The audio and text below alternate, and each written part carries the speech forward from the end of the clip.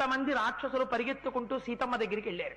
వెళ్ళి సీతమ్మ సీతమ్మ నీతో కిచకిచలాడిన ఎర్రమూతి కోతి ఎవరంటే నాకు తెలియదన్నావు కదా, ఆ కోతి తోక కాలిపోతోంది, దానికి నిప్పు పెట్టించాడు రావణుడు అన్నారు. వెంటనే తల్లి అగ్నిహోత్రుణ్ణి ప్రార్థన చేసింది, నేను రామచంద్రమూర్తికే సర్వకాలముల యందు సేవ చేసిన దాననైతే, రాముణ్ణే మనసులో పెట్టుకున్న దాననైతే, నాకు భాగ్య విశేషం మిగిలి ఉంటే, రాముడికి నా మీద ప్రేమ ఉంటే, సుగ్రీవుడు నన్ను మళ్లీ తీసుకెళ్లి రాముడితో కలపడం యథార్థమైతే, హనుమ యొక్క తోకకి నిక్షేపింపబడిన అగ్నిహోత్రము చల్లబడుగాక అంది. అగ్నిహోత్రం తోక మీద వెన్నముద్ద పెట్టినట్టు అయిపోయింది. స్వామి చూసుకున్నారట, ఏమిట్రా తోక కాలడం మాని మండలం మాని వెన్నపూసలా ఉందనుకున్నారట. అనుకుని మహానుభావుడు ఈ లంకా పట్టణాన్ని కాల్చి అగ్నిహోత్రుడికి సంతర్పణ చేసి వెళ్ళిపోతాడు. ఒక్కొక్క భవనానికి ఒక్కొక్క రాక్షసుడి ఇంటికి వెళ్ళిపోతున్నారు, అగ్గి పెట్టేస్తున్నారు, వెళ్ళిపోతున్నారు. అగ్నిహోత్రుడికి నాళ్ళకి అవకాశం